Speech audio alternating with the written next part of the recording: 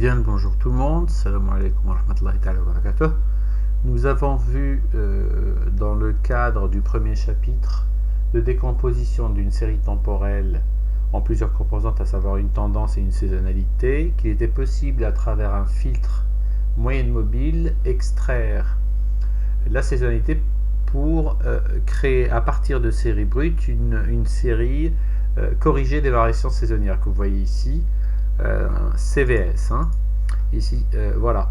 Donc nous souhaitons, afin c'est pour plusieurs fonctions, pour faire des prévisions, je fais des rappels de cours. Il est possible de disloquer la série en plusieurs composantes qu'on pourra projeter dans le futur une à une et qu'on va regrouper, réassembler pour constituer la prévision de la série brute, mais aussi à partir du moment où les fluctuations saisonnières peuvent perturber visuellement un observateur ou quelqu'un qui analyse une série pour voir sur un graphique comment elle évolue exactement, on pourrait l'extraire pour voir uniquement sa tendance et voir comment elle fait tendanciellement, si elle a tendance à croître ou décroître d'un moment à un autre. Nous avons fait dans le premier exemple, la première vidéo, il s'agissait d'un modèle, on avait vu qu'il y avait plusieurs cas possibles, d'un schéma additif avec des coefficients saisonniers fixes. Fixe, ça veut dire que la saisonnalité ne change pas. Ça veut dire que j'aurai toujours la même saisonnalité, quelle que soit l'année dans laquelle je suis.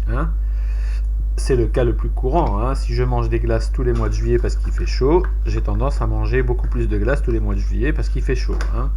Sauf pour certains produits exceptionnellement, on a une saisonnalité qui pourrait être amenée à changer par, je ne sais pas, un événement économique, un changement de structure d'un marché, etc. Nous allons voir dans cet exemple, après le schéma additif, nous allons voir le cadre du schéma multiplicatif. L'additif, les composantes d'une série s'additionnent, elles sont dans un sens en quelque sorte indépendantes. On va ajouter à la tendance la saisonnalité, quelques petites valeurs aberrantes éventuellement, s'il y a un choc, une baisse ou une hausse atypique, ça on ne va pas la traiter dans cet exemple-là. Ou alors, dans le cas que nous allons voir aujourd'hui, sur cette vidéo, il s'agira du schéma multiplicatif, à savoir où la saisonnalité est liée à la tendance. Ça veut dire que plus avance dans le temps, plus l'amplitude de la variabilité des fluctuations de la série, de la saisonnalité de la série, aurait tendance à augmenter, à s'amplifier. Je vous demande bien entendu de bien vouloir vous référer au cours de série temporelle où c'est beaucoup plus explicité, ces phénomènes-là. Donc, cet exemple concerne alors la désaisonnalisation d'une série de ventes brutes par un modèle de fixe, saisonnalité fixe, et schéma multiplicatif. Nous avons vu, c'est tout à fait la même chose, il s'agit c'est de la même méthode, le seul changement c'est la périodicité de la série. Nous avons vu dans le cadre de l'exemple précédent, la vidéo précédente, on l'avait fait sur une série mensuelle. Là, pour essayer de traiter des cas courants, parce qu'on a tendance à travailler beaucoup sur des séries mensuelles et trimestrielles, je vais vous faire ce cas-là plutôt sur du trimestriel pour avoir un petit peu tous les cas possibles. Voilà. Alors, donc, je vais calculer une moyenne mobile d'ordre 4. Je sais qu'elle est d'ordre 4, donc je vais perdre 2 points à des paires, si vous vous souvenez du cours et de l'exemple précédent. Donc, je vais perdre 2 points avant et 2 points à la fin. C'est tout à fait normal, parce que si je fais à t-2, vous voyez bien qu'ici, j'ai pas de valeur. Donc, je suis obligé de commencer par ici. Donc, je vais, pour commencer, en centrant par rapport à la moitié, la fameuse astuce, quand c'est pair, je prends une sorte de barycentre, je prends les deux, la moitié du premier, la moitié du dernier et la somme des trois autres pour essayer de centrer le 3T, le troisième trimestre ici, sera une sorte de centre de cette moyenne mobile. Voilà, je commence, donc j'ouvre une parenthèse, ensuite une deuxième parenthèse, donc je vais faire la moitié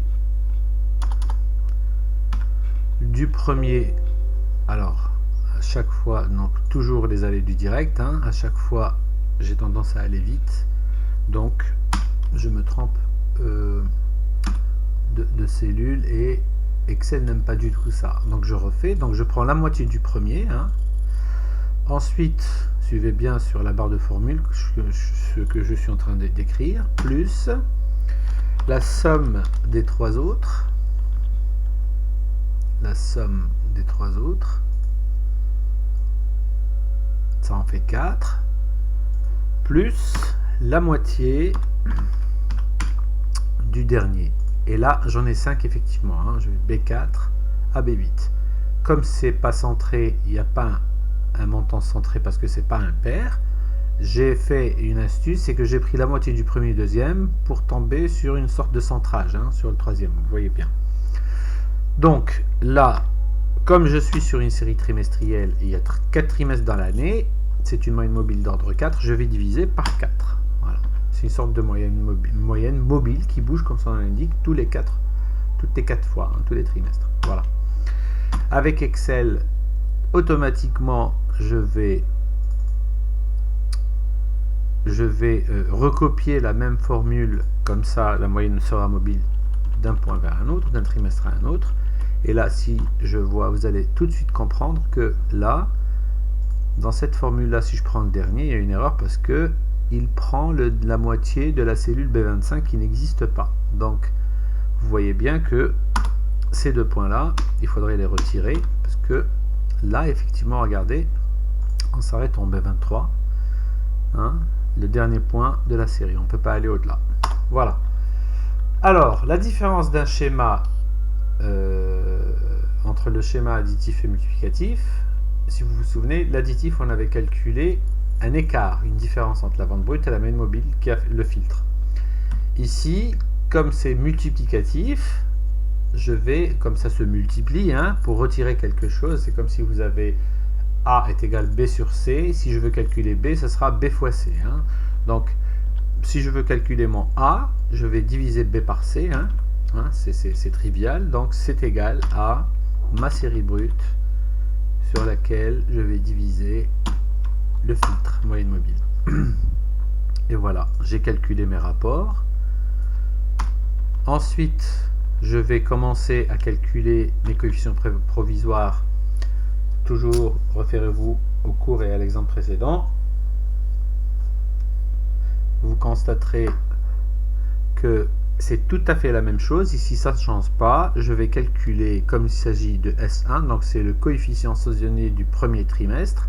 Donc, je vais chercher là où se trouvent dans les rapports tous les premiers trimestres. Alors, donc je mets égal, j'ouvre une parenthèse. Je cherche où se trouvent les premiers trimestres. Là, il n'y en a pas, c'est vite. Là, j'en ai un. Plus, il y en a un. Donc, c'est le premier trimestre de chaque année. Hein.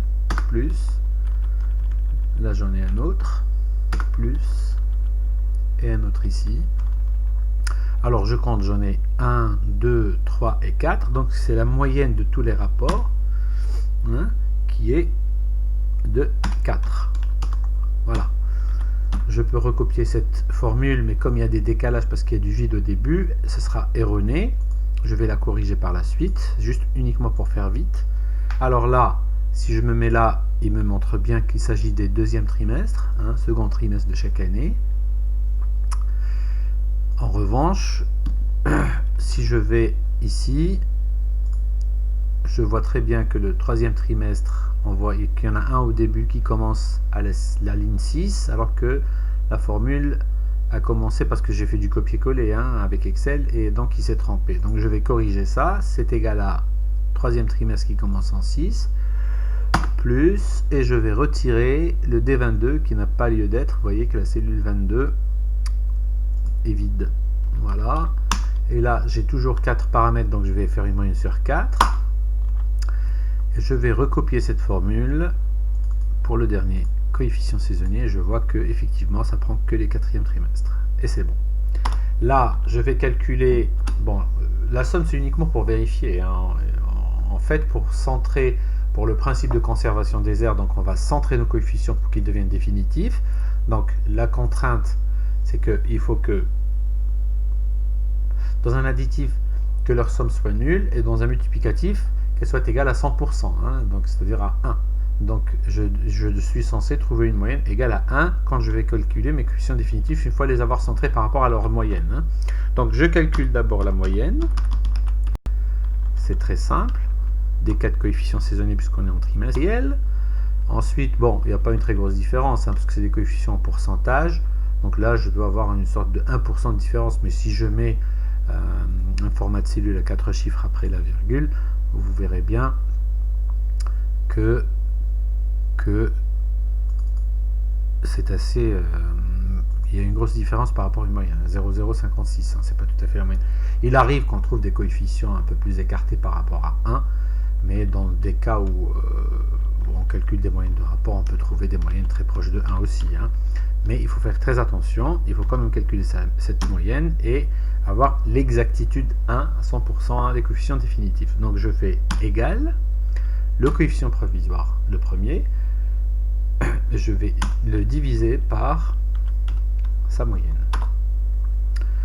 Je fais égal le deuxième coefficient que je vais diviser par la moyenne, et ainsi de suite pour tous les trimestres, et ainsi de suite. Et pour le dernier, voilà. Maintenant, si je recopie la moyenne par rapport au coefficient définitif, on voit bien que c'est égal à 100%, c'est-à-dire à 1. La somme des coefficients est égale à 1. Voilà, j'ai ma saisonnalité ou mes coefficients saisonniers définitifs. Il ne me reste plus qu'à calculer maintenant ma série corrigée des variations saisonnières. Mais comme c'est multiplicatif, ce n'est pas une différence, ce n'est pas un écart. Je ne vais pas soustraire la saisonnalité de mes ventes. Elle se démultiplie avec elle est multiplicative, hein, donc je vais la diviser, hein, parce que ça c'était la tendance fois S, la saisonnalité. Donc si je veux retirer la S, il faudrait que je divise. Hein. Alors donc je fais c'est égal à la série brute divisé par le coefficient saisonnier définitif correspondant. En faisant attention que comme c'est fixe, hein, comme c'est une saisonnalité qui revient toujours de la même manière chaque année, donc j'aurai les coefficients définitifs ici qui seront toujours redondants à chaque année, d'une année de part et d'autre. J'ai juste à copier ça en faisant attention, hein, que si je recopie par exemple cette cellule ici, regardez, Excel n'aimera pas parce qu'il va partir à H12, parce que lui il descend tout de suite automatiquement, il va suivre. Hein. Et H12 c'est vide, donc il faudrait que je fasse attention de fixer la colonne, j'ai pas besoin de la fixer parce que c'est toujours H, les coefficients définitifs sont toujours sur la même colonne. Par contre, les lignes changent. Donc ici, je vais fixer le 8 pour lui dire qu'à chaque fois, le coefficient qui va revenir d'une année sur une autre sera toujours à la ligne 8, le premier coefficient. Donc je vais mettre $1, hein, pour fixer sur Excel une ligne ou une colonne, on mettra toujours $1 avant. Donc ici aussi, je fais la même chose pour le deuxième. Bien entendu, j'aurais pu faire du copier-coller des chiffres directement, mais là, ça va aller plus vite, vous allez voir. Et le quatrième, voilà. Si je copie par contre maintenant, ce sera correct. Il va aller toujours chercher les mêmes coefficients saisonniers. Et voilà, j'ai ma série corrigée des variations saisonnières. Je pourrais vous faire un graphique uniquement pour visualiser ça. On voit qu'elle est beaucoup plus lisse. Je vais vous refaire un autre graphique de la série brute qui contenait la saisonnalité, qui n'a pas encore été traitée. On voit bien qu'il y a une petite saisonnalité qui est redondante, qui revient toujours pareil, mais multiplicative. On voit que l'amplitude ici, si je trace une ligne ici, je vais voir que ce ne sera pas parallèle, ce sera une sorte d'entonnoir qui va grossir progressivement. Hein. C'est toujours la même saisonnalité, hein. Vous voyez, ça descend tout le temps comme ça. Il y a une petite tendance, ensuite ça monte très vite, ensuite ça descend très vite. Ça revient tout le temps, sauf que elle est de plus en plus amplifiée à travers le temps. Voilà, donc on voit bien que maintenant on peut lire mieux la série par exemple. Hein. Là, j'ai des doutes, je ne sais pas où est-ce que ça monte et ça baisse dans le détail. Je pourrais dire que la série CV, c'est beaucoup plus lisible sur un graphique. Là, je vois qu'il y a une tendance décroissante là au début, une très forte hausse, et ensuite, elle a progressivement commencé à monter avec de légères petites fluctuations. Voilà, donc on avait vu dans le premier exemple schéma fixe additif, et dans cet exemple, on a vu le schéma multiplicatif, quand l'amplitude de la saisonnalité augmente dans le temps. Je vous remercie.